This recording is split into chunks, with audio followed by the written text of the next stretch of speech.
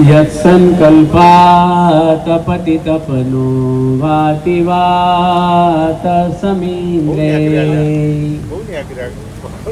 वहने दत्ते धरणिरुदधि लङ्घते नेव वेलां सोऽयं सीमा निखिल जगतान् अन्तरात्मावतीर्णो धर्मं रक्षं दिशतु कुशलं स्वामिनारायणोऽयं।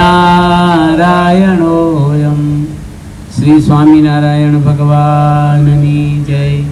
श्री अक्षर पुरुषोत्तम महाराजनी जय।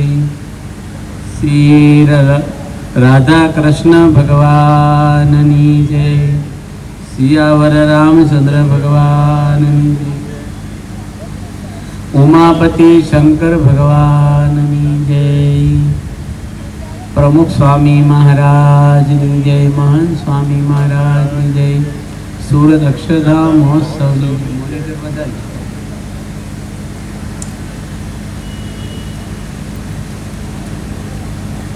आज આપણે કથાનો છેલ્લો દિવસ છે।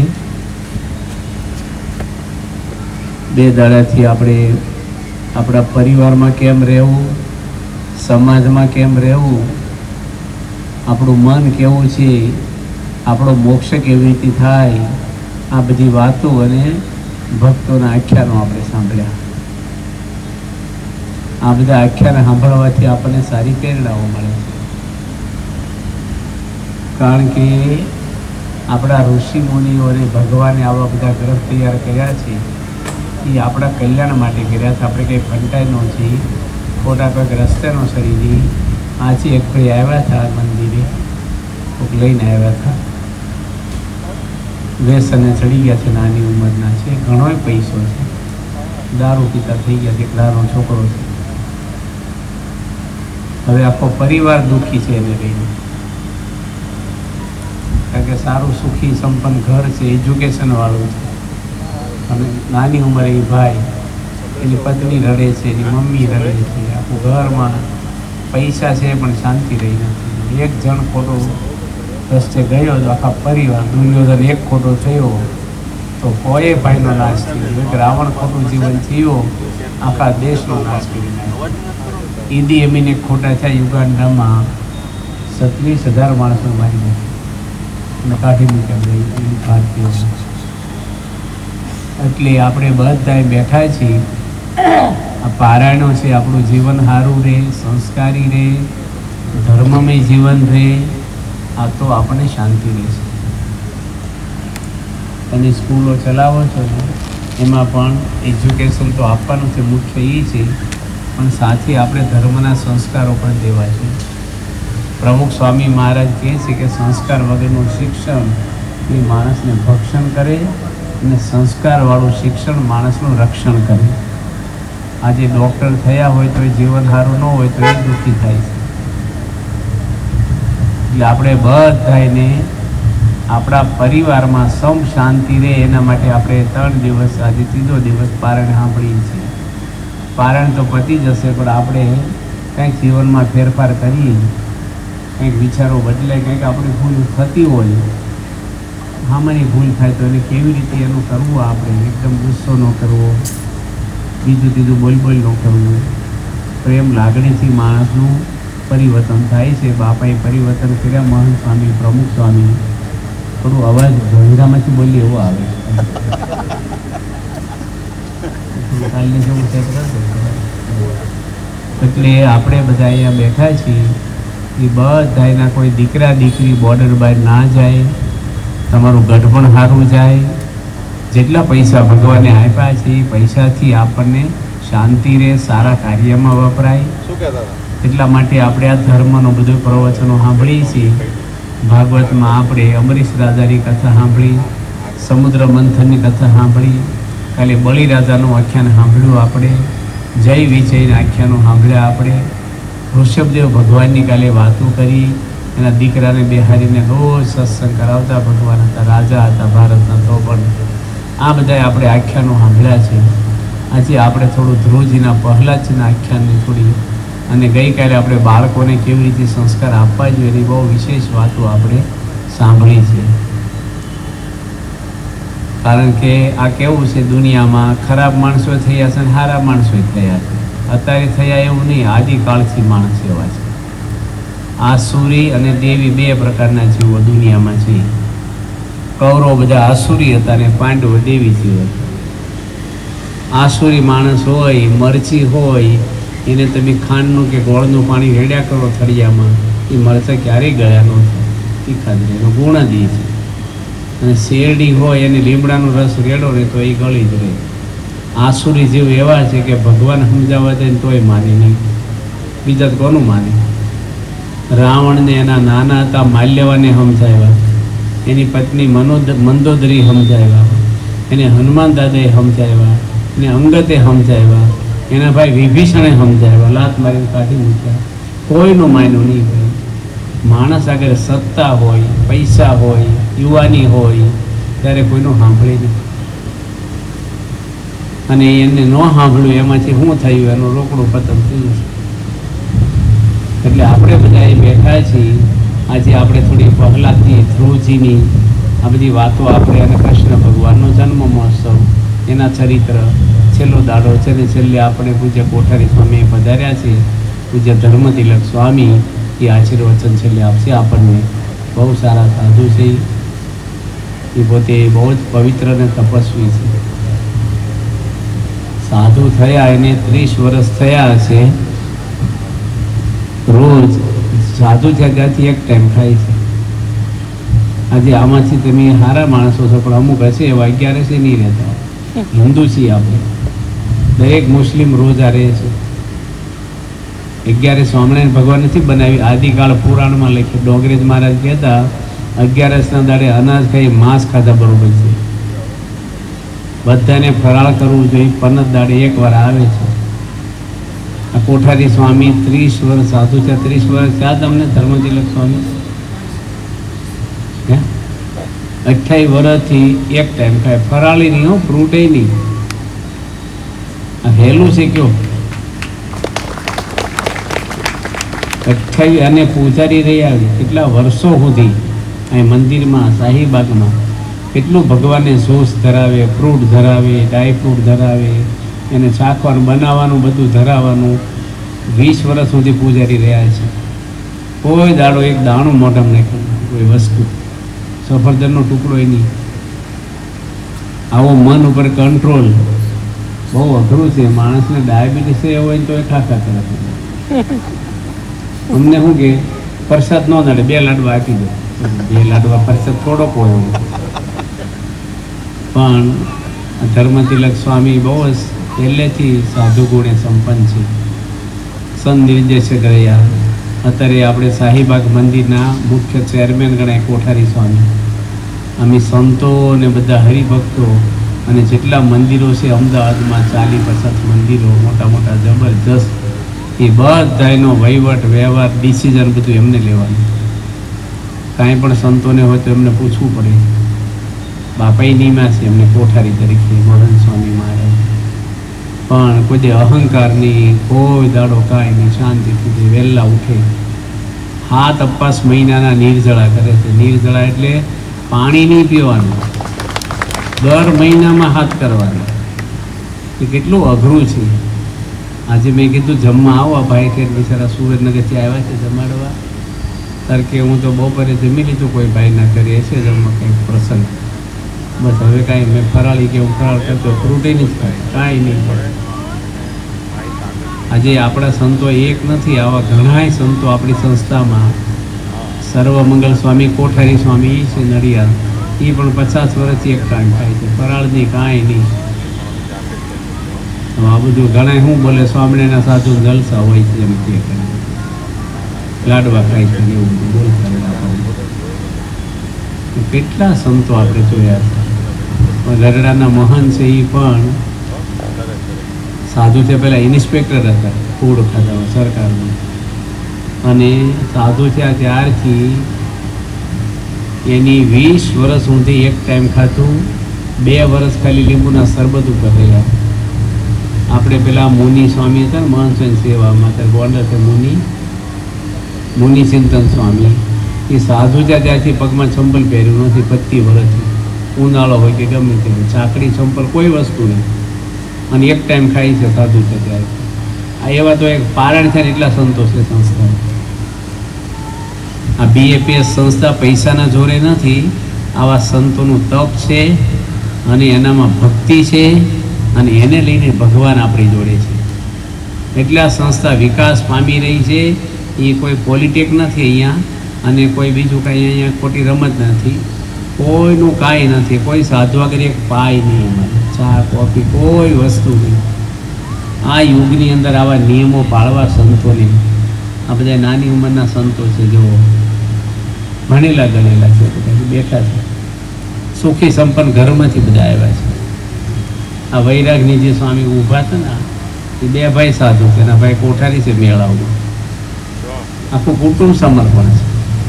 હમણાં મને કોઠારી સ્વામી કીધું નવું મંડળ હોય ત્યાં વૈરાગની જે સ્વામીને મોકલી એટલે સફળ જ જાય, શરૂ કરી જ દે, બધું કાર્યકરો તૈયાર કરી માસ્ટર કીધું, કોઠારી સ્વામી કીધું.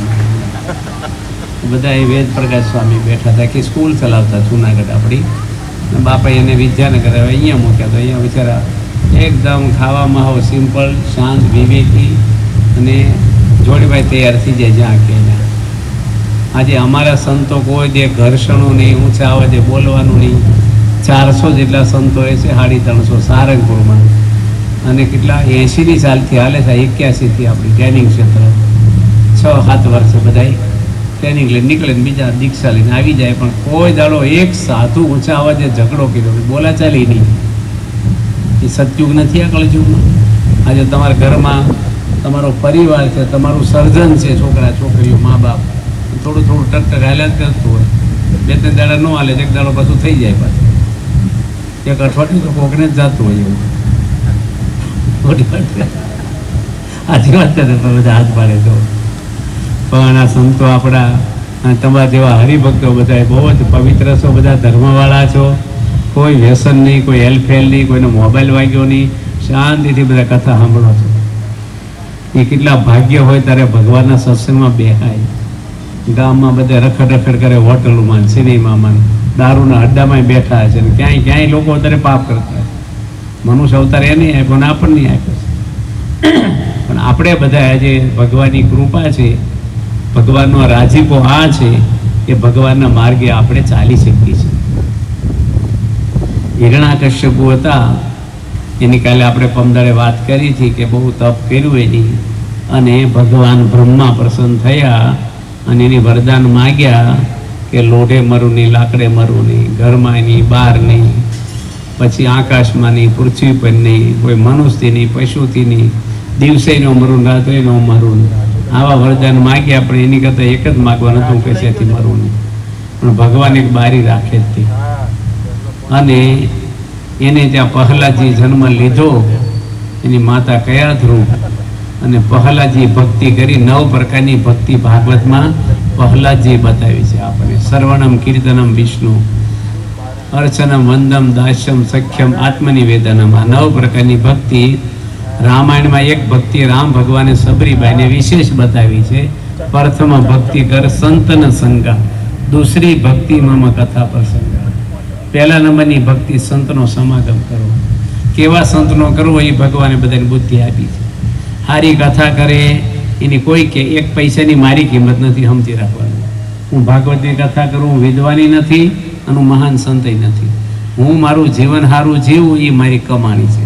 50,000 માણસ બેહીને તાળીઓ પાડે એ મારી કમાણી નથી. લોકો વાહ વાહ કરે એનાથી કે મારા જીવનમાં મોક્ષ નથી થઈ જતો. હું સારું જીવન જીવું ભગવાનના આશરે, ભગવાનની આજ્ઞા પ્રમાણે, નમ્રતા રાખીને, દાસના દાસ થઈને, તો મારું મોક્ષ થાય. કથા કરવી એક કળા છે. એટલે પ્રહલાદજી ઓલી ભક્તિ, પહેલા નંબરની ભક્તિ સંતનો સમાગમ કરવાનો લખ્યો છે. જ્યારે સંત સમાગમ થી રે થયા મુનિ નારદ, બધા એના આખ્યાનો લખ્યા. ધ્રુવજી, પ્રહલાદજી, બધાએ સંતનો સમાગમ થયેલો છે. એટલે હિરણાકશ્યપુના દીકરા પ્રહલાદજી, એ આપણે કાલે વાત કરી હતી, ગર્ભમાંથી આ સંસ્કારોને પડેલા છે. નારદજીની કથા સાંભળી, અને એ પોતે ભક્તિ કરવા મળ્યા. એટલે હિરણ્યકશ્યપનો પિતા હતો એ તો આસુરી હતો, અને પ્રહલાદને મારી નાખવાના આપણે અત્યારે સમય ઓછો છે એટલે ડીપમાં નહીં, પણ એને એટલા ઉપાય કર્યા છે. આપણા શરીરમાં 108 મર્મ સ્થાનો છે. અમુક જગ્યાએ માથામાં કંઈક એવું થોડુંક વાગે ને તો એ માણસ મરી જાય. એ બધાએ મર્મ સ્થાન પર પ્રહાર કર્યો છે પ્રહલાદને. ડુંગરા પછી નીચે નાખી દીધા છે, તો ફ્રેક્ચરી ન થયું. દરિયામાં નાખ્યા આવ્યા, નાનો બાળક છે તો એ ઘરે આવી ગયો પાછો. એની પર હાથીના પગ દેવડાવ્યા. હવે નાના છોકરા પર હાથી આખો પગ દે શું થાય છે ભાઈ? કશું છોડી એમ. આપણે આજે કીર્તન હમણાં પેલા ભાઈ સરસ સંભળાવ્યું આપણને નરસિંહ મહેતાની હુંડીનું, અને રાણાજીએ ઝેરના પ્યાલા મોકલ્યા મીરાબાઈને. તો સાંભળવું હેલું છે ને બોલવું હેલું, પણ આપણને ઝેરનો પ્યાલો કોઈક આપે ને પપડી જઈએ આપણે. પણ મીરાબાઈ પી ગયા અને કાંઈ થયું નહીં. ભગવાન રખેવાળી કરે. મહાભારતમાં એવું આવે છે કે અર્જુન પૂછે છે કૃષ્ણ પરમાત્માને કે લડાઈમાં હું મરી જાઉં તો તમે શું કરો? મરી જાઓ પછી આ ભીષ્મ કે દ્રોણાચાર્ય કે કર્ણ મને કોઈક બ્રહ્માસ્ત્ર મારી દે અને મારું મૃત્યુ થઈ જાય તો કૃષ્ણ ભગવાનને અર્જુન પ્રશ્ન કરે કે તમે કરો હું મરી ગયા પછી? ભગવાન કે 1000 ભીષ્મ ને 1000 કર્ણ આવે ને તો હું તને મરવા જ ના દઉં. આખા દુનિયાની શક્તિ આવે ને ભેગી થઈને તોય ન મરવા દઉં. આ ભગવાનનો સહારો છે. અને કર્ણે પૂછ્યું એના સારથી શૈલ્યને કે હું મરી જાઉં, તમારે જે છે પેલું ભાઈ આને પહેરાવાનું લાવો તો પવન આવે છે, એટલે તમે શું કરો કે છે?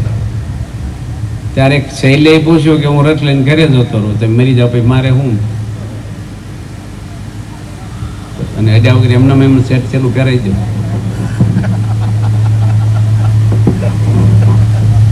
એટલે ભગવાનનો સહારો જેને મળ્યો છે, ઈષ્ટ બળ એ સૌથી મોટું બળ છે. મને ધારાસભ્ય ઓળખે, ડીએસપી ઓળખે, મિનિસ્ટર, આખા વિશ્વના અધિકારી ઓળખે ને તો તમારી રક્ષા કોઈ નહીં કરી શકે. મૃત્યુ તમારા જીવને પરમાત્માના ઘરે લઈ જાઓ ને આ પૃથ્વી પરના કોઈ માણસની હેસિયત નથી. ભગવાન જેને ઓળખે પરમાત્મા બસ, અને એને પછી નિર્ભય થઈ ગયો એ માણસ.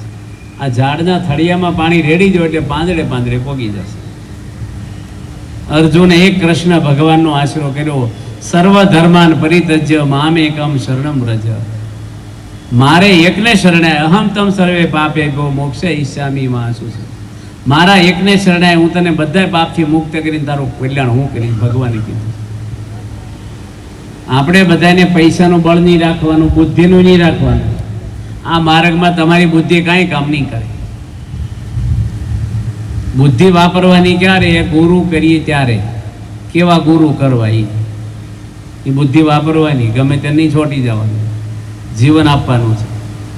પછી બુદ્ધિ નહીં વાપરવાની, પછી ગુરુ કે એમ જ કરો. પ્રહલાદજીને એટલા બધા દુઃખો આપ્યા છે, ભાલા માર્યા, કાળા નાક અડાવ્યા, અને એની ફઈ હતી હોળિકાજી, હિરણ્યકશ્યપુની બેન. એને દેવો થઈ કે એક ઓઢણી એવી મળેલી કે ઓઢણી ઓઢે એટલે એને અગ્નિ અડે નહીં. એટલે મોટી લાકડાની ચિતા હળગાવી, અને પ્રહલાદ તો બાળક હતો એને ખોળામાં લીધી રાક્ષસી, પ્રહલાદને લીધા, અને ચિતા હળગાવીને ઓઢણી ઓઢીને બેઠી પેલી. એટલે એને અગ્નિ અડે નહીં ને પ્રહલાદ બળી જાય. આવા છેલ્લે આ કર્યું. ભગવાને પવન એવો ફૂંકાયો ગોળ ગોળ, આમથી આમથી આમથી, આની ઓઢણી નીકળીને પ્રહલાદને વીંટાઈ ગઈ, અને હોળિકાજી મરી ગઈ. એટલે આપણે હોળી કરીએ છીએ ને ફાગણ પૂનમે, હોળી ને હોળી સીતા, એ હોળી આપણે હળગાવવાની નહીં કોઈને. હા, પગે લાગવા જવાય. હે અગ્નિદેવ, તમે પ્રહલાદની રક્ષા કરી, એટલે એના દર્શન કરી, પ્રદક્ષિણા કરી, વધાવી, પણ પ્રહલાદને મારી નાખવા માટે સીતા હળગાવી હોળી. એટલે જ હોળી નામ પાડ્યું. એની પૈનું નામ હોળિકા હતું. એટલે બીજે દાડે ગુલાલ ઉડાડ્યો, એટલે ધૂળેટી થઈ. પ્રહલાદ ઉગરી ગયા તે લોકોએ ગુલાલ ઉડાડ્યો. આ તહેવાર છે ભાગવતમાં. આ તો લોકોને હેરાન કરવા ગાલે ને બધે ચોપડે ને પૈસા પડાવે, એ બધી તો વિકૃતિ કહેવાય. અને પ્રહલાદ કોઈ મરે નહીં, ધગધગતો થાંભલો હતો.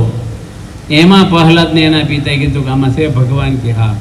ભેટી પડે, અને ભેટ્યા દાજાની થાંભલો ફાટીને નરસિંહ મહેતા, પેલા નરસિંહ મહેતા ક્યાં, આપણે નરસિંહ ભગવાન જેનીમાં, અને એ બધાય વરદાન માન્ય કર્યા. જો ભગવાન છે ને, જો કેવું રૂપ ધારણ કર્યું, નરસિંહ રૂપ. કેળસી એટલે માણસ ને ઉપર સિંહ, એટલે માણસે ન કહેવાય ને પશુ ન કહેવાય. પેલે વરદાન માગ્યા હતા ને, સંધ્યાકાળે જેનીમાં દિવસ ન કહેવાય ને રાતે ન કહેવાય.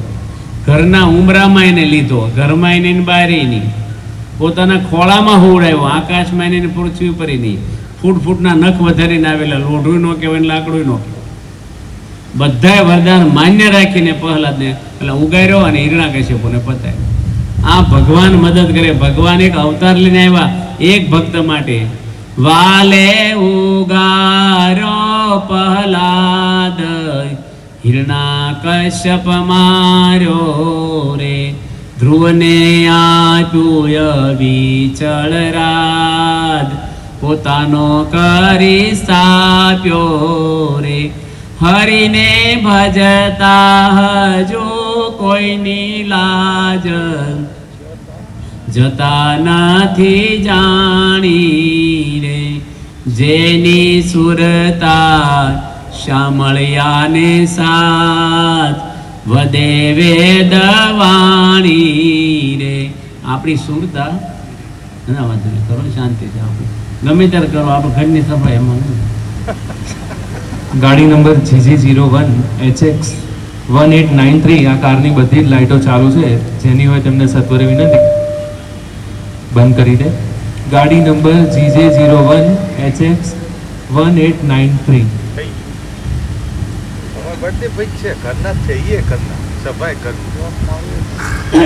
હું ગાડીનો મોહ ન હોય ને એટલે ધ્યાન ન આવે. કથા વાર્તા વિચાર કેવો હોય, જમાના ગાડીઓ ભૂલી જાય, શું કરવાનું, શું કરે ભાઈ, ન ભૂલી. એટલે ભગવાન કેવા દયાળુ છે, બહુ બધાને ધ્યાન રાખવાનું, ભગવાનનું બળ લેવાનું. ભક્તિ માર્ગમાં સાધન બધા સુસુપ્તિમાં લીન થઈ જાય છે. તમે ગમે તેટલી સાધનાઓ કરો, શાસ્ત્રો બધા ભણો, યાત્રાઓ કરી, તપ કરી, સમાજની ગમે તેટલી સેવા કરી, ભગવાન સિવાય કોઈ આપણો માયા કાઢી શકે એમ નથી.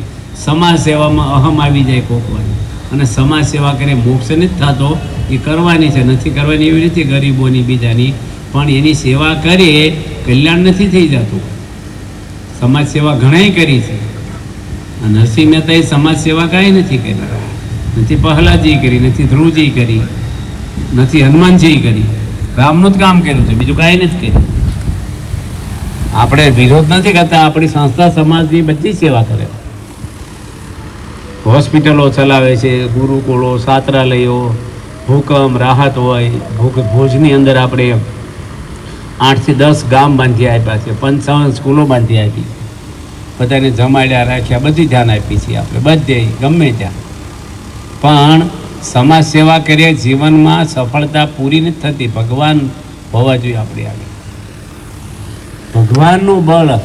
આપણે દુશાસને વસ્ત્ર ખેંચ્યા દ્રૌપદીના, તમે જાણો છો આ પ્રસંગ. ત્યારે ત્યાં સભામાં ભીષ્મ પિતા બેઠા હતા. ભીષ્મ કૃષ્ણ ભગવાનને પ્રશ્ન કરે છે મહાભારતમાં. ભીષ્મ કોઈ સામાન્ય વ્યક્તિ નહોતા, એ ગંગા જળ કહે ને, ગંગા નદી, એના દીકરા હતા. શાંતનુ રાજા, ભારતના રાજા હતા, એ રાજકુમાર હતા ભીષ્મ. અને એને દેવો એનો પડકારી શકે એટલે એનામાં તાકાત હતી. એને કઈ ઈચ્છા મૃત્યુનું વરદાન હતું, મારે મરવું હોય ત્યારે જ મરી શકે, એને કોઈ મારી ના શકે. આવા ભીષ્મ મહાભારતમાં લડાઈ વખતે 350 વર્ષના હતા, એવું લખે. એ ભીષ્મ કૃષ્ણ ભગવાનને પ્રશ્ન કરે છે કે મેં કોઈ પાપ કર્યા નથી અને મારે બાણસિયા પર હોવાનો કેમ વારો આવ્યો. જાણો છો ને, ભાલાની પથારી પર હોતા, તમે જાણો છો, પણ હુકામ હોતા એ જાણતા નથી પાછા. ડિટેલમાં જાણવું જોઈએ કે આવો મોટો માણસ બ્રહ્મચર્ય પાળતો, શાસ્ત્ર માત્રનું જ્ઞાનીને છે, એ ભાલાની પથારી પર 58 દાડા હોવાનું. આપણે ગઠાવાળું ગાડલું હોય તો ઊંઘ નથી આવતું. ભાલા આખા શરીરમાં ગરી ગયા કે આમ સાણી છે. કેટલી પીડાઈ વ્યક્તિને થતી હોય. એ વ્યક્તિ કૃષ્ણ ભગવાનને પૂછે છે કે મારે ભાલાની પથારી પર હોવાનો સમય કેમ આવ્યો? મેં કાંઈ પાપ નથી કર્યું. કૃષ્ણ ભગવાને હું જવાબ આપ્યો એને કે ભીષ્મ, પાપ કર્યું નથી, જોયું તો છે ને. નથી તો ભાલાનું ઝેર.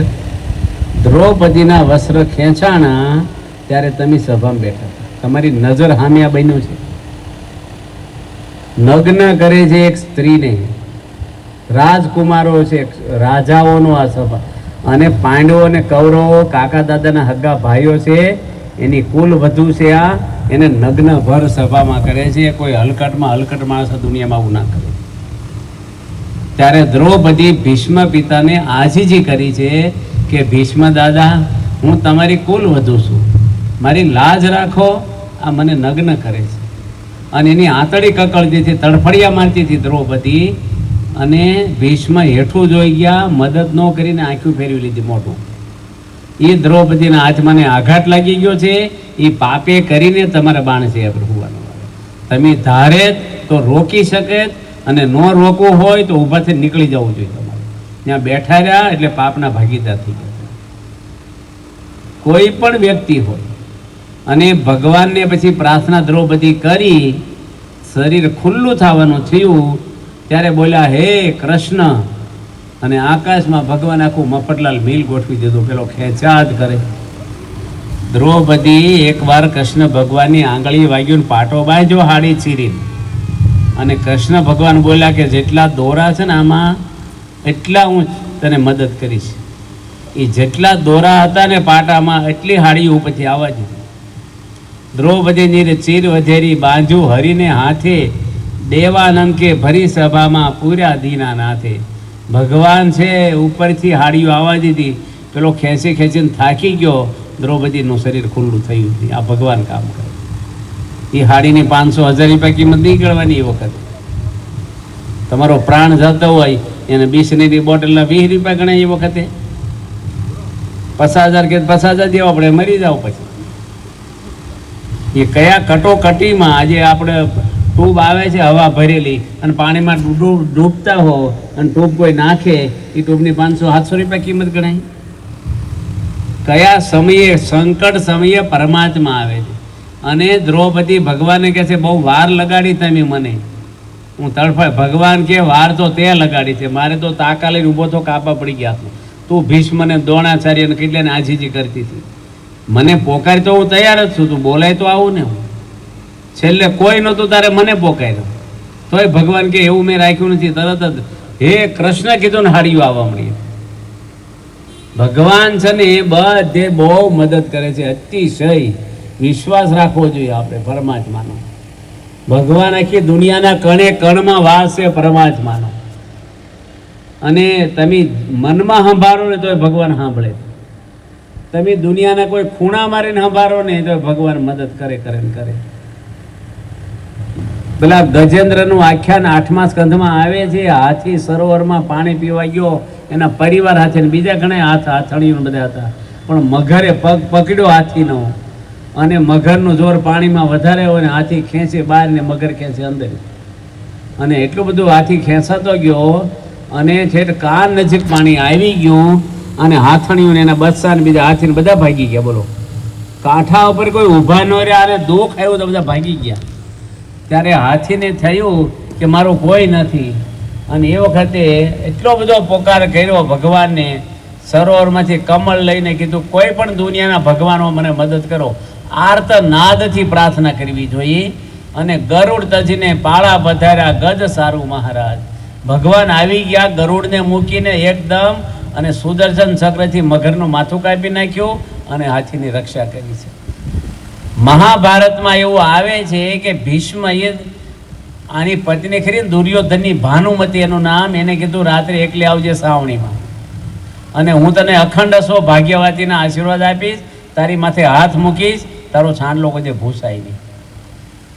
હવે આ દુર્યોધન તો હરામીને આસુરી હતો, એને મારવાનો હતો, અને એને અમર બનાવી દે તો લડાઈનો નિર્દોષને મારવાનો શું અર્થ? એટલે કૃષ્ણ ભગવાન આ વાત જાણી ગયા. ભગવાન એવા હતા કૃષ્ણ કે દુનિયાના જેટલા પોલિટિક માણસો છે એ બધાને ખિસ્સામાં લઈને ફરે એવા કૃષ્ણ હતા. બધાને પાણી પીવડાવી દેવા. ખૂણે ખાંસરે હું હાલે છે બધું જાણે, અને કોઈને ખબર ન પડે કૃષ્ણ જાણતા છે. અને બધા જોડે સંબંધ હારા રાખે. દુર્યોધનની પત્ની ભાનુમતી જોડે કૃષ્ણ ભગવાને સંબંધ હારા પાછા. એવો નહીં કે દુર્યોધન નકામો છે ને પાંડવોનો વિરોધી, એટલે આની જો ઘણી વાર છે ને કલેક્ટર કામ ન કરીને તલાટી કામ કરી દેતા હોય. બગાડે નહીં કોઈની જોડે, ધૂળ દેવાય માણસ જોડે. એક શેઠે ટડકાયો નોકરને ખોટી રીતે મુંબઈમાં, અને રેડ પડાવીને જેલમાં ગયા શેઠ. આપણે એવું નથી કહેતું નોકર જોડે બીતા કરો તમે આમ કરો, પણ કોઈની જોડે વગર વાગે બગાડવું નહીં કોઈની જોડે. આપણે આડોશી પાડોશી હોય ને એની જોડે સંબંધ હારા રાખવાના. એ તમે ફોન કર કંઈક પ્રોબ્લેમ છો ને, હાર્ટ એટેક તો પહેલો એ આવશે, તમારા હગા તો મરી ગયા પછી બાળવા આવે. બધા જોડે રાખવું આપણે સારું. હવે આ બાજુ છે ભગવાન પોતે મદદ કેટલી બધી કરે છે ને. મહાભારતમાં અત્યારે આપણે ભાગવતની પારાયણ બહુ નથી કહેતા. અને બીજો એક આખ્યાન આપણે એક બે લઈને, કૃષ્ણ ભગવાનનો જન્મ મહોત્સવ, ધ્રુવજીની એક હાઇલાઇટ છે ભાગવતમાં. અને મનુ રાજાના દીકરા બે હતા, પ્રિયવ્રત રાજા અને ઉત્તાનપાદ રાજા. બે મનુ ભગવાનને મહારાણી શત્રુપા થકી જન્મ થયેલો એને.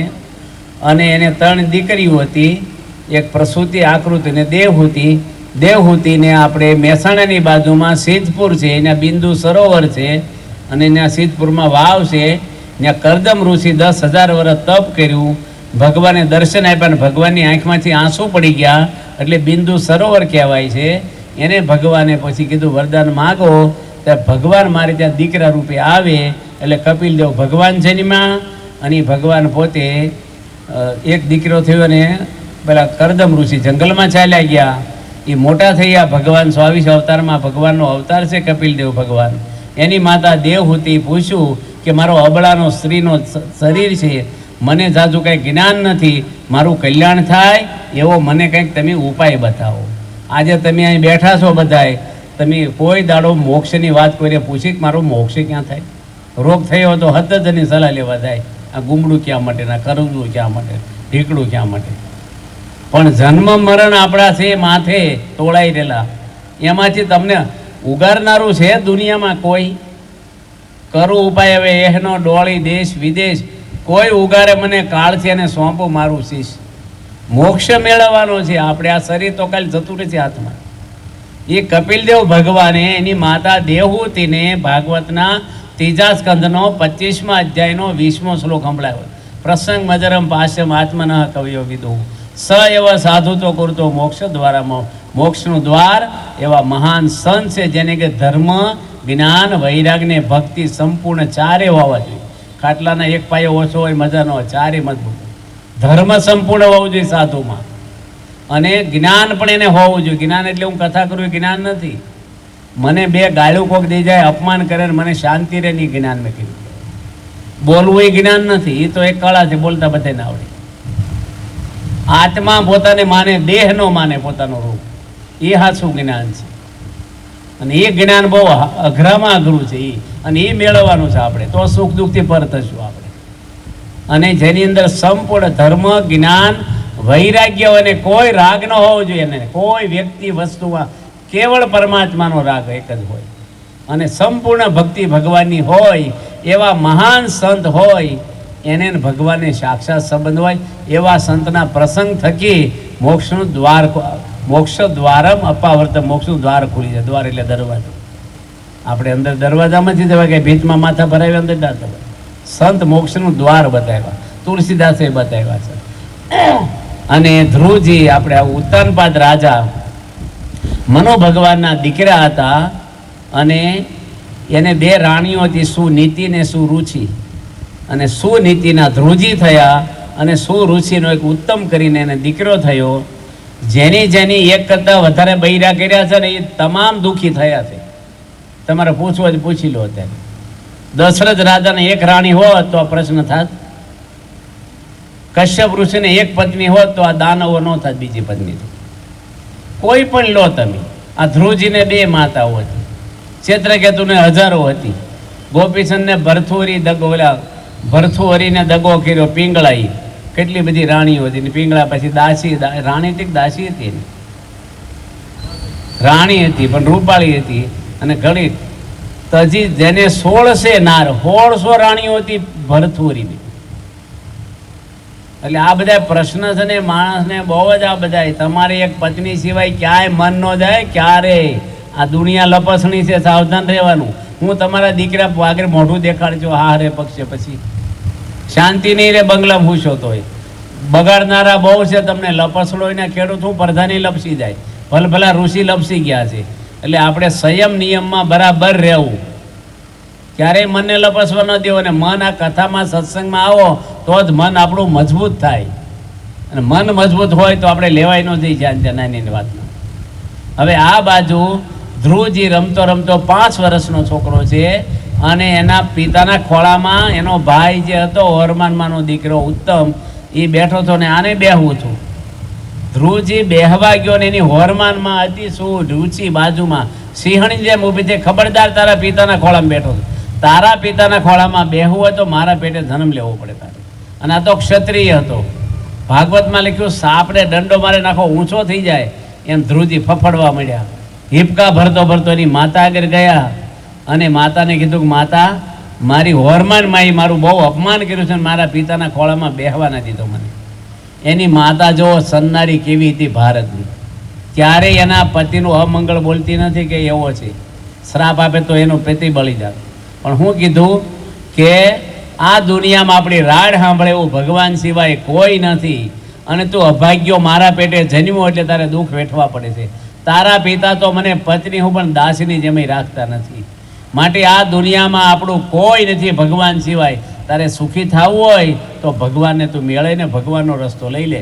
5 વર્ષના બાળકને એની માતા કેવી હશે, ધન્ય ધન્ય માતા ધ્રુવતાણી કયા કઠણ વચનજી, રાજ સાજ સુખ પરહરી વેગે ચાલિયા વનજી, જનુની જીવો રે ગોપી ચાંદ. માતા ધ્રુવતણીને વખાણી છે, અને એક તો જનુની જીવો રે ગોપીચંદ રાજાની માતા મેનાવતી એ બેને વખાણી છે. જનુની જીવો તમે કાયમ જીવો, બીજી જેના દીકરાને સારા સંસ્કાર નથી આપતી એ મરો. બીજાને હેરાન કરવા એવા છોકરા તૈયાર ન કરવા, દુઃખી કરે સમાજને એવા, એની વાત કરું છું. માટે આપણે બધા ધ્રુવજીને નારદજી હામાં મળ્યા કે ક્યાં જાશો છોકરા તું, કે મારે ભગવાન મેળવવા છે, કે પાછો વળ નાનો છો, તારે રમકડા રમવાની ઉંમર છે, અને હું તારા પિતાને સમજાવું કે નહીં નારદજી મારે કોઈ હિસાબે ભગવાન મેળવવા છે, મારો ધ્યેય પાકો છે ભલે નાનો હોવું. પછી નારદજી એને મંત્ર આપ્યો ઓમ નમો ભગવતે વાસુદેવાય, ગુરુ થકી મંત્ર લેવાય છે, એ મંત્ર ફળે આપણને. અને તું જા નિકુંજ ગલીમાં જ્યાં કૃષ્ણ ભગવાને લીલા કરી, જમના નદીમાં 2 વાર સ્નાન કરજે, અને ત્યાં કદમના ઝાડ નીચે બેસીને તપ કરજે. 6 મહિના એવું તપ ઉગ્ર કર્યું, ભગવાન સામે આવ્યા, એનો વેદમય શંખ ગાલે અડાડ્યો, અને વેદની રૂછાઓ ધ્રુવજી બોલવા માંડ્યા, અને એની વરદાન માગ્યું. ભગવાને તથાસ્તુ કીધું, પાછું રાજાના પિતાએ આપ્યું, અને ધ્રુવજી વર્ષો સુધી પછી રાજા રહ્યા. આ બધી વાતો આવે છે, ત્યારથી આપણે હવે આગળ થોડીક એક વાત આવે છે અને અત્યારે જતી કરી. પણ એક અયાતિ રાજાની કથા આવે છે. અયાતિ રાજાને એટલા માટે વાત કરીએ છીએ, કૃષ્ણ ભગવાનનું આપણે એની જોડે સંગત છે આ વાત. અયાતિ રાજા પોતે શુક્રાચાર્ય જે દાનવોના ગુરુ, એની દીકરી દેવયાની જોડે લગ્ન થયેલા એના, અને એક શર્મિષ્ઠા કરીને બીજી એ દાસી તરીકે આવેલી દેવયાનીની જોડી. હવે આ પેલો રાજા હતો અયાતિ રાજા, એની દાસીને વિનમણીથી એનો સંગ કર્યો દાસીનો એકવાર, અને પેલીને ખબર પડી ગઈ દેવયાનીને કે મારો પતિ આ દાસી જોડે કેમ ખોટું કર્યું છે. એટલે એના પિતા શુક્રાચાર્યને કીધું કે આવું કંઈક કર્યું છે મારા પતિ. શુક્રાચાર્ય શ્રાપ આપી દીધો કે જા વૃદ્ધ થઈ જતો. વિચાર ન કરે કે મારી દીકરીનો પતિ વૃદ્ધ થઈ જશે, અને પેલો ગઢો થઈ ગયો. પેલા શ્રાપ બહુ આપી દેતા હો પેલા, અત્યારે શ્રાપ તો જો કે હજી આપે, પણ આવું કોઈને લાગે નહીં. આપણે દેત ખરા ઘણે આમ થઈ જાય, ત્યાં દાડામાં 3 વાર ખોટું બોલે શું શ્રાપ લાગે આપણે. પહેલાં એવું સત હતું માણસને, શ્રાપ લાગી જાય. અને પછી પેલાને વાસના ભોગવાની તીખી રહી, પણ શરીર વૃદ્ધ થઈ ગયું, પણ મનમાંથી વાસના ગઈ નહીં. એટલે પછી એને કીધું આનો કંઈ રસ્તો ખરો. શુક્રાચાર્યએ કીધું કે કોઈ દીકરો તમને તમારો જો યુવાની આપે તો તમે યુવાન થઈ જાઓ ને છોકરો વૃદ્ધ થઈ જશે. એટલે આના દીકરાએ ન આપી યુવાની, કોની? દેવયાનીના છોકરાએ. અને પેલી દાસી હતી શર્મિષ્ઠા, એનો દીકરો એક હતો, એનું નામ પૂરું, એની યુવાની આપી. પિતા તમારી યુવાની તો ભલે હું વૃદ્ધ થઈ જાઉં, તમે મારી યુવાની લઈ લો. અને પેલી દેવયાનીના છોકરાએ ન આપી એટલે એને શ્રાપ આપ્યો હયાતી રાધે, કોઈ જે તમે રાજગાદી નહીં બેસી શકો, જાઓ. એ વંશની અંદર એક અંધક રાજા થયા, એના એક સાત્વક રાજા થયા, અને એના એક સૂર રાજા એના દીકરા થયા, અને એના દીકરા થયા વસુદેવ. એ કૃષ્ણ ભગવાનના જે પિતા થાય છે એ ક્યારેય કૃષ્ણ ભગવાન ગાદી પર બેઠેલા નથી. ત્યાં આપણે મથુરામાં કંસને માર્યો તો કંસનો પિતા હતા ઉગ્રસેન, એને ગાદી આપી છે. દ્વારકાના રાજા પણ ઠેઠ સુધી ઉગ્રસેન રહ્યા છે. લોકોને ખબર નથી કૃષ્ણ કેમ રાજા નથી બન્યા. એને શ્રાપ આપેલો હતો, એ યદુવંશમાં આવતા હતા, એટલે રાજાએ શ્રાપ આપેલો કે જાઓ, મને યુવાની નથી આપી ને, તમે કોઈ રાજના અધિકારી ક્યારેય નહીં થાવ. આ બાજુ જે દેવકની દીકરી હતી જેનું નામ દેવકીજી હતું, એ કંસને હાથ ભાઈ હતા. મોટો કંસ હતો, એને કોઈ હગી બેન નહોતી. એટલે દેવકી જેને બહુ જ વાલી હતી, એના હગા ઉગ્રસેનના ભાઈ દેવક, અને એની દીકરી આ દેવકીજી. એટલે દેવકીજી એની કાકાની દીકરી થાય, એટલે એને બહુ જ વાલ હતો એની બેન ઉપર, કંસને. અને એના લગ્ન વસુદેવ જોડે થાય છે, અને વસુદેવને દેવકીને રથમાં બેહીને રાજા પોતે, કંસ મથુરાનો રાજા, એ રથ ઉપર બેઠો, રથ જાતે ચલાવે અને એને વળાવવા જાય છે. સારો એવો દાયજો આપ્યો છે કરિયાવર, અને મારી બેન માટે હું કંઈક કરી બતાવું. એમાં હજી તો વળાવવા જાય છે, થોડુંક હાલ્યા ને તો આકાશવાણી થઈ પાછી કે આનો 8મો દીકરો સંતાન તારો નાશ કરશે, કંસને કહી દીધું. આ એટલે આને શું કર્યું, લગામ બાજુ મૂકીને તરવાલ ખેંચીને છોટલો પકડી અને દેવકીજીને હેઠે પછાડી અને એને મારી નાખું. આને જ મારી નાખું એટલે દીકરા જ ન થાય ને પછી મને કોણ મારે? પણ વસુદેવે એને પગે લાગ્યા કે આ તમારી બેન તો તમારી દીકરી સમાન કહેવાય, અને તમને સજ્જનોને માર્યાનું પાપ લાગશે. એ દેવકી ક્યાં મારવાની છે? એનો 8મો દીકરો મારે છે, દીકરો જન્મે તમને હું આપી દઈશ, પછી હું વાંધો છે. કંસને એટલી ખબર કે વસુદેવ કદી જૂઠું ના બોલે, એટલે છોડી દીધા. અને પહેલો દીકરો જન્મો એ વસુદેવ કઠણ હૃદય કરીને કંસને દેવા આવ્યા, પ્રમાણિક હતા. અને કંસે જોયો હાવ એકદમ નાનો કૂણો છોકરો, એને છો કે મને તો 8મો મારવાનો, નાને હું કામ મારવો તો બિચારો નિર્દોષને, પાછો આપી દીધો. પાછા નારદજી આવી ગયા. કંસને કે 8મો ક્યારથી ગણવાનો? છેલ્લેથી ગણાય ને પહેલેથી ગણાય, ગોળ ચક્કર કરો ને તો જ્યાંથી ગણો ત્યાંથી 8મો આવે. નારદ વગેરે કોઈ પુરાણ કામ ન કરે એવા છે નારદ. હું કામ નારદ આવું કીધું ખબર? વહેલો ઘડો ભરાય આનો પાપનો. એટલે પહેલો છેતી ગયો કે નારદે મને છેતવી દીધો. હવે દેવકીને એને વસુદેવને જેલમાં નાખ્યા, અને છોકરો જન્મે અને 2 પગ પકડી અને દિવાલ જોડે પછાડીને દેવકીની હાજરીમાં મારી નાખી. કેટલું દુઃખ એની માતાને થતું હોય. પહેલો, બીજો, ત્રીજો, ચોથો, 5મો, 6 છોકરા મારી નાખ્યા. અને 7મો જે છે ને એને કૃષ્ણ ભગવાને, હજી ભગવાન જન્મા નથી પણ ભગવાન તો બધે પ્રગટ, બધે પ્રેરણા કરે. ભગવાને વિચાર્યું કે આને મરવા નથી દેવો મારે, હાથમાંને. એટલે એની યોગ માયાને બોલાવી કે આ દેવકી જેના ગર્ભ છે એને ખેંચી લેતું, અને તું એક બીજી પત્ની હતી આપણે વસુદેવને, રોહિણી, એ કંસની બીકને લઈને વસુદેવ પેલા પરણેલા રોહિણી જોડે, એને 2 પત્ની હતી, દેવકીજી ને રોહિણી. એટલે એને તું જા મથુરા એટલે ગોકુળમાં, અને એના ગર્ભની અંદર આને સ્થાપન કરી દેતું. અને યોગ માયા આવી અને આના ગર્ભને ખેંચ્યો. એટલે આપણે કે ને કસુવાવડથી ગામડામાં કહે છે ને, આમ એ થઈ ગયું, ફેલ ગયું, આપણે જે કંઈ કહેતા હોય. અને કંસને શું કે શું થયું? જે થયું કે એને કંઈ પકડાનું નહીં. અને આ બાજુ યોગ માયાને ભગવાને પણ કીધું કે યોગ માયાને કે તું પણ યાદ રાખજે, તારે જશોદામાના પેટમાં પ્રવેશ કરવાનો છે, તારે જન્મ લેવાનો છે, ત્યાં એ ભૂલી ન જતી. અને જશોદામાં અને નંદ બાબાને મોટી ઉંમર સુધી કોઈ સંતાન નહોતું, દીકરો દીકરી કાંઈ. અને યોગ માયાએ ન્યાય પ્રવેશ કર્યો એના ગર્ભની અંદર, અને એને પણ 9 મહિના જેવા થવા આવ્યા. અને આ બાજુ દેવકીજીને 8મો બાળક હવે જન્મવાની એકદમ તૈયારી થઈ ગઈ. દેવકી જેનું રૂપ, ગર્ભવતી સ્ત્રી હોય ને એનું રૂપ બહુ વધવા મળે, મોઢાની ક્રાંતિ. કંસને ખબર પડી ગઈ કે 8મો હવે આ તો ચોક્કસ મારો કાળ આવી રહ્યો છે. એટલે બહુ સાવધાન હતો ને એને એકલાની જ ચિંતા હતી અખંડ. એટલે આ બાજુ ભગવાન પોતે શ્રાવણ વધી અષ્ટમીના દિવસ રાત્રે 12 વાગે કાળા ગ્રહમાં કહેતા જેલમાં, લોકો કે જેલમાં કેમ ભગવાન જન્મ્યા? ભાઈ જેલમાં એટલે જન્મ્યા કે આપણે બધા છે ને કાળા ગ્રહની જેલમાં છીએ. આપણે બધા યાદ રાખજો, માયાના બંધનમાંથી છૂટ્યા નથી આપણે. કોઈક પાણીમાં બુડતો હોય ને તો આપણે પાણીમાં પડવું પડે એને ખેંચવા માટે. ભગવાન આપણા બંધન તોડવા માટે જેલમાં જન્મ્યા છે. જળ કાતરણી માછલી હોય ને એની અસરા જેવી ધારું હોય બે, એ જાળમાં આવે ને આવે તો જાળ કાપીને બીજા માછલાને માલ પછી કાઢી નાખે. એમ ભગવાન પોતે કાળા ગ્રહમાં કહેતા જેલમાં જન્મ્યા. અને ભગવાન પોતે રડ્યા ખરા બાળક, પણ કોઈને અવાજ આવ્યો નહીં બહાર રડ્યા એનો, અને આપોઆપ દરવાજા ખુલી ગયા. એ વખતે બ્રહ્મા પોતે આવી ગયા જેલમાં સ્તુતિ કરવા. ભગવાન જન્મ્યા ને તારે પૂરા ભગવાન મોટા રૂપે આવેલા, ચતુર્ભુજ રૂપે, શંખ ચક્ર ગદા પદ્મ મુગટ પીતંબર પહેરીને. અને દેવકી માતા તો જોઈ રહે કે આવો મોટો છોકરો, એટલે થોડુંક મનમાં એ થયા કરે. ભગવાન તરત બાળક બની ગયા અને ભગવાને પ્રેરણા કરી વસુદેવને. જેલોરો બધા ઊંઘી ગયા, દરવાજા ઓટોમેટિક ખુલી ગયા. તો ભગવાન શું કરે, શંકા ન કરતા, ભાગવતમાં લખ્યું.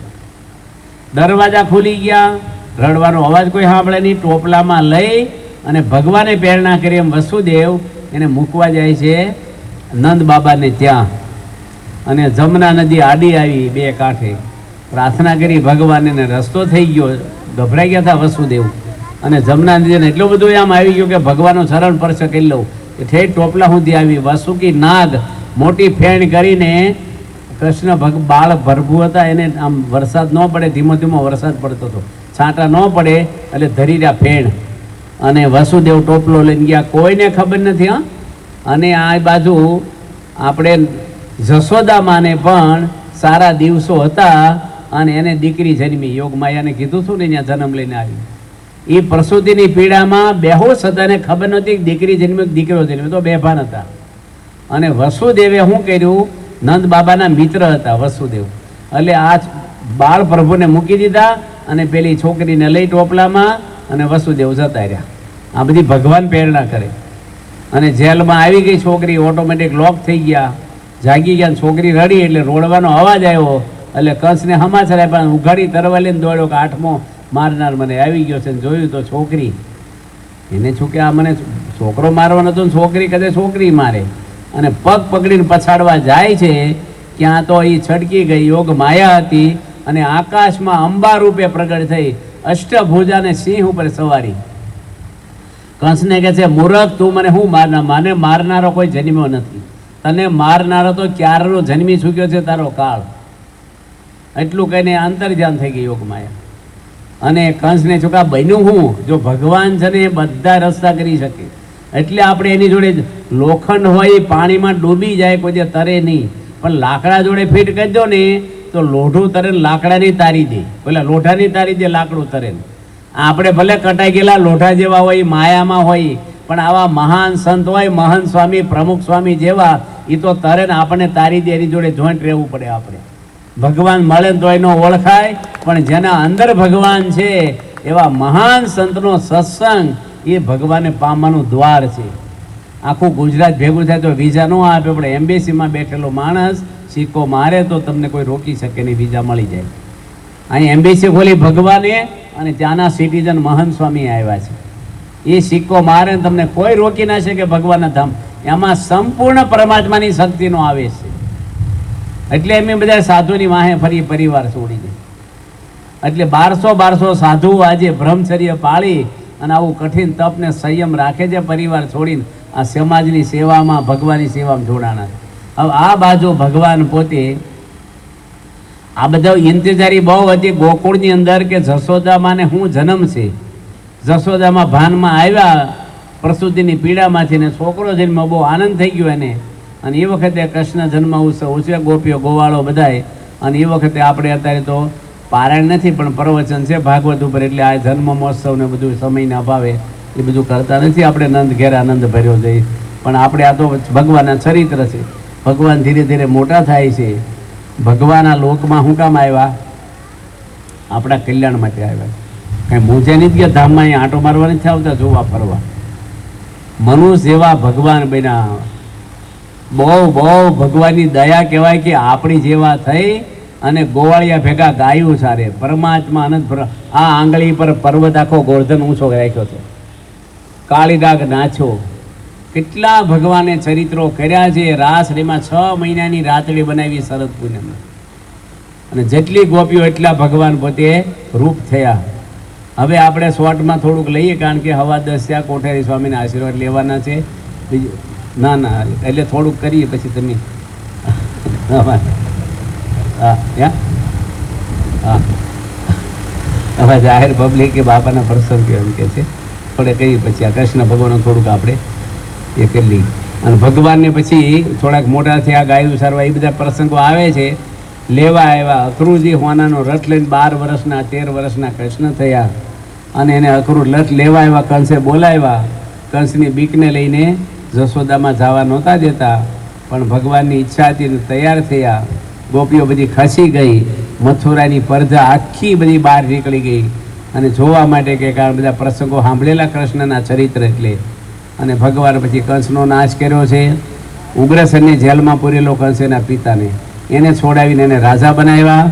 દોડતા જેલમાં જાય છે, દંડવટ કરે છે વસુદેવ દેવકીને કે તમે માફ કરો અમને, અમે નાના હતા અને અમે તમને કાંઈ મદદ ન કરી શક્યા. અમારા હિસાબે તમારે જેલમાં વર્ષો સુધી સબડવું પડ્યું. હું 100 વર્ષ સુધી તમારી સેવા કરું તો તમારા ઋણમાંથી નહીં છૂટું. ભગવાને એક મા બાપની સેવા આપણે કરવી જોઈએ, એ બધું શીખવાડે છે. ત્યાર પછી ઘણા બધા ભગવાનના ચરિત્ર આવે છે. ટૂંકમાં આપણે આ પારાયણનો સાર એ છે. ભગવાનના ચરિત્ર તો ફરીને કોઈક વાર આવશું તો કહેશું. બહુ બધા ચરિત્ર છે. આખું 10મો સ્કંદ એ ભગવાનનું હૃદય કહેવાય છે. અને ભગવાન 10મા સ્કંદમાં છે, એમાં 9 સ્કંદ સુધી ભગવાનની વાતો આવતી નથી ભાગવતમાં, કૃષ્ણ ભગવાનની, કે આવા ભક્ત થાવ તમે. ધ્રુવ, પ્રહલાદ, વિભીષણ, અમરીશ, આવા બધાની ગાથાઓ એ 9 પગથિયા ચડો પછી ભગવાનના દર્શન થાય. એટલા માટે ભક્તોના આખ્યાનો આપણે સાંભળવાના છે. ટૂંકમાં શાસ્ત્ર માત્રનો સાર એ છે કે આપણો મોક્ષ થવો જોઈએ. મનુષ્ય અવતારનું ફળ એ છે, તમે ચેરમેન બની ગયા, પ્રમુખ બની ગયા, તમે મોટી કંપનીના માલિક બની ગયા, તમે મોટા રાષ્ટ્ર પ્રમુખ બની ગયા, એ મનુષ્ય અવતારનું ફળ નથી. એ બધું મૂકીને યમરાજાના હવાલે જવાનું છે. ભગવાનથી આઘા ગયા તો કોઈ પણ હોય, આમાં કોઈનું હાલે નહીં. મોક્ષ માટે કોઈ રસ્તો દુનિયાનો નથી. વ્યાસ ભગવાને બધા શાસ્ત્રનો સાર 4 લાખ શ્લોક 18 પુરાણના, 1 લાખ શ્લોક મહાભારતના, એ બધાનો સાર.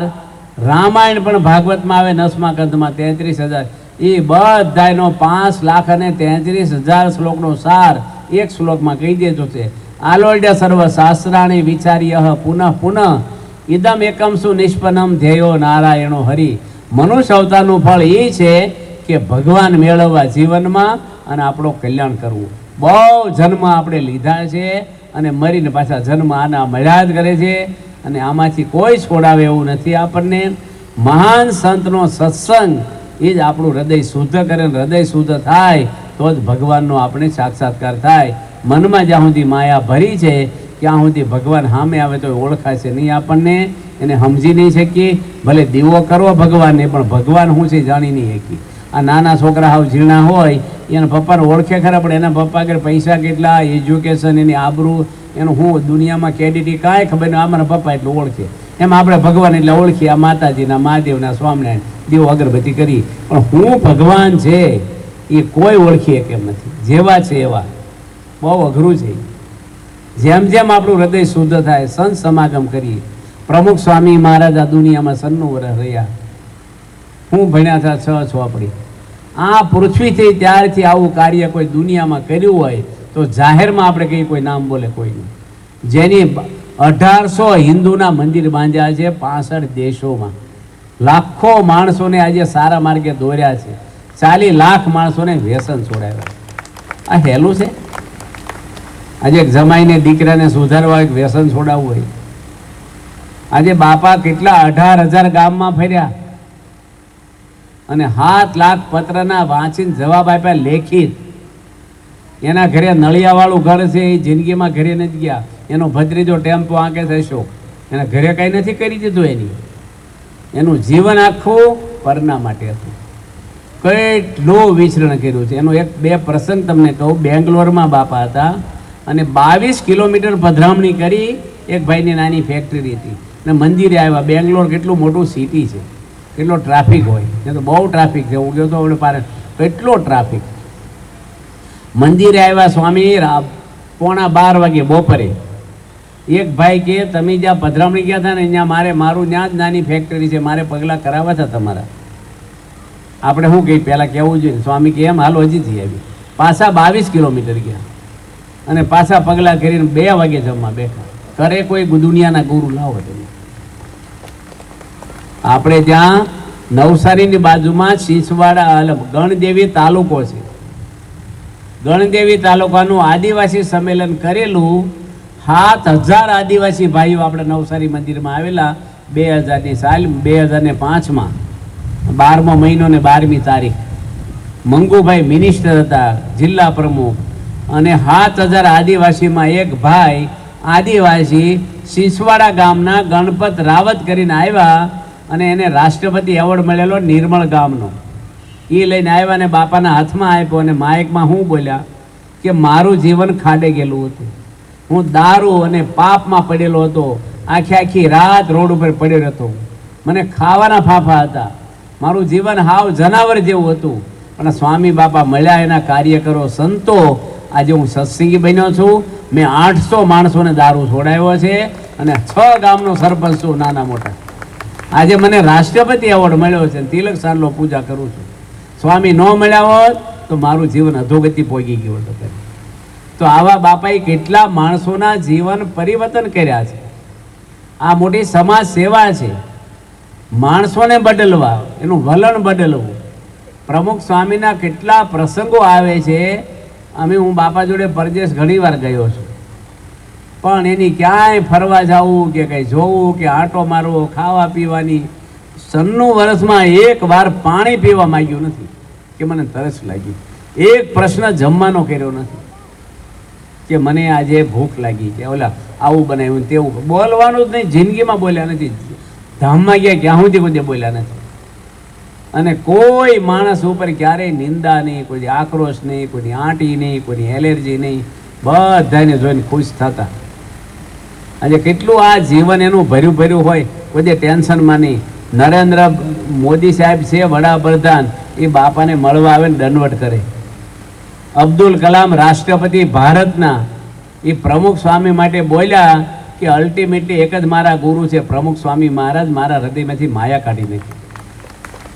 મોટું ડિસિઝન જીવનનું ચૂંટણીમાં ફરીને ઊભું રહેવું કે ન રહેવું રાષ્ટ્રપતિ, એ ડિસિઝન બાપા કરી આવ્યા કે મને બધા કહે છે ફોર્મ ભરવાનું, હું ભરું. સ્વામી કે ના હવે એમાં ન પડું, ન ભર્યું. આવા નિર્ણય પોતે અબ્દુલ કલામ લંડનની અંદર પાર્લામેન્ટમાં પ્રવચન કર્યું. બધા ઊભા થઈને તાળીઓ પાડી અને હું બોલ્યા આ પ્રમુખ સ્વામીની કૃપાથી હું બોલી ગયો. ત્યાં બાપાને કોઈ સંતો નહોતા તોય. તો આવા આજે મોટા દુનિયાના મહાન ધાતાઓ શંકરાચાર્ય જેવા બાપા કેટલી વાર આવતા. સિદ્ધાનંદ સ્વામી, ડોંગરીજી મહારાજ, આ બધા મોટા મોટા આજે પ્રમુખ સ્વામીને અત્યારે મહંત સ્વામી મહારાજ છે. એ પણ એવા મહાન વ્યક્તિ છે. એનું આકર્ષણ એટલું બધું છે, બોલતા નથી પણ એટલું બધું છે કે માણસો એના દર્શન માટે દોડી કરે દેશ પરદેશના. બેન હું પેરિસ ગયો હતો પારણ કરવા. 22 બહેનો સારંગપુર આવ્યા હતા પ્લેનમાં. ભાવનગર ઉતર્યા, એરપોર્ટ ટેક્સીઓ ભાડે કરીને સારંગપુર આવ્યા. પ્રમુખ સ્વામી બહાર આવ્યા વ્હીલચેરમાં, દર્શન કર્યા અને હાલના પ્લેનમાં પાછા જતા રહ્યા. સ્વામીના દર્શન માટે આવ્યા. અડધો કલાકના ઠેઠ પેરિસથી. ગોપીઓની વાત તો આપણે સાંભળીએ છીએ. અને આખી જિંદગી આકર્ષણ તમને હોય, યુવાની હોય, રૂપાળા, થોડો ટાઈમ રહે, પછી ઉંમર થઈ જાય પછી તમારું આકર્ષણ કોઈને ન થાય પાછું. આ તો મહંત સ્વામી 93 વર્ષના તો એટલું છે, 150 સાધકો સાધુ થવા આવ્યા. હું ધારી ગયો હતો પારણ કરવા યોગી બાપાના જન્મસ્થાને. 6000 માણસો પારણમાં આવતા. વરસાદ તોડાઈ રહ્યો, વાવાઝોડું શરૂ થયું, વરસાદના છાંટા ખુરશીઓ ઉડવા મળે એટલું વાવાઝોડું થઈ ગયું. અને મહંત સ્વામી મહુવા હતા. હજી 2 વર્ષ પહેલાની વાત કરું છું. બાપાને ફોન જોડ્યો કે પારણ છે ને આવું વાતાવરણ થઈ ગયું છે. સ્વામી કે 2 શબ્દ બોલ્યા, બધું શાંત થઈ જશે, કોઈ વિઘ્ન નહીં આવે. આ ભગવાનની સાક્ષી તમને કહું છું. ફોન મૂક્યો, બધું શાંત થઈ ગયું. હાવ 0. આ એની શક્તિ છે. અહીંયા બોલે ને દેવો કંટ્રોલ કરી નાખે. આ કોઈ સામાન્ય કથાકાર ગુરુ નથી. આ એક ભગવાનનું સ્વરૂપ છે, પરમાત્માનું. જો ઓળખાય તો આપણને. તમારા દાદાના વખતના ડોક્ટર હોય પણ રોગ ન મળે દવાખાનું બદલી નાખવું પડે. રીબાઈ ન મરી જવાય દાદાના વખતના ડોક્ટર હોય. એમ આપણે આવા મહાન સંતનો સત્સંગ કરી લઈએ. જીવન બહુ ટૂંકું છે, બધા યાદ રાખજો. લાંબી આવડતા આપણી નથી, હું બીવડાવતો નથી, પણ આ શરીરનો કોઈ ગેરંટી નથી આપણી. કાલે હોય કે ન હોય દુનિયામાં, ગમે ત્યારે હાર્ટ એટેક, કિડની અકસ્માત કાંઈક થઈ ગયો આપણને. કેટલા માણસને આજે કિડની ફેલ થઈ ગયા. પેલા આપણી રસોઈ કરી ને ભાઈ, એના વાઈફને 2 કિડની ફેલ થઈ ગઈ. લલિતભાઈ બેઠા થઈ ખબર નહીં, 2 કિડની ફેલ થઈ ગઈ નાની ઉંમરે એને પતી, હાવ નાની ઉંમર. આ શરીર છે આપણી પેઢીઓની પેઢીઓ જતી રહે દુનિયા છોડી. કાલે આપણે જતા રહીશું. હું તમને પ્રશ્ન પૂછું, મરી ગયા પછી તમારા હાથમાં શું હશે બોલો? મર્યા પછી કાંઈ હશે ભાઈ? તો તમારું છે લેતા જાઓ. છે કાંઈ આપણું દુનિયામાં? તમારી પત્નીને લેતા જાઓ, એ તો તમારી છે ને. કોઈ કોઈનો દુનિયામાં નથી. અને બધું યાદ રાખવાનું. જૂઠું બોલું ને તો ભગવાન મને સજા કરે. માણસનો અવતાર પછી નહીં મળે આપણને. તમારી કોઈ કલ્પના નથી ને એટલા યુગો જશે તોય નહીં મળે. આ ઝાડવામાં જીવ છે એટલે પાન ખાને ફળ ફૂલ આવે છે. આ 84 લાખ જન્મ આપણે લીધા છે, લેવાના છે. ભગવાન નો બને એ તો કરે તેડવાનો. જનાવર ને પશુના અવતાર, કેટલા દાદા નાગ રૂપે ભૂત ને ધૂણી ને ઉગત્યા. આ બધા અવતારો લઈ અને છેલ્લો અવતાર માણસનો આપ્યો છે. એ આપણે જલસા કરવાનો, વિષય ભોગવા નથી આપ્યો, પટલાય કરવા દુનિયાની. આપણા કલ્યાણ માટે આ શરીર આપ્યું છે. અને એ તમે સાડી પર કર્યું ને દુનિયામાં સોટી ગયા. આમ ને આમ કરું ને આમ થવું જોઈએ ને આમ થવું જોઈએ. એ બધું મૂકો તડકે તમારા મોક્ષની ચિંતા કરો. એ બધાને ધ્યાન રાખવાનું. બધાને દીકરાને પૈસા આપ્યા, પણ દીકરાને સુખી કરવો હોય તો એને ધર્મના સંસ્કારો આપો. પહેલા એને આવા મહાન સંતનો સત્સંગમાં જોડો.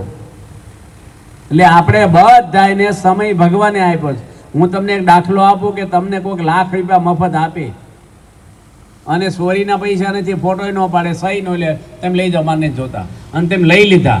એ ભાઈ 15 ફૂટ જઈને પાછો આવે કે મારે રિક્ષા ભાડું નથી, મારે અહીંથી જવું છે આપણે રેલવે સ્ટેશને, તો 100 રૂપિયા પાછા આપો મને. 1 લાખ મેં તમને આપ્યા. અપાય કે ન અપાય તમને પૂછું છું. આપણી ના પડે, ન અપાય.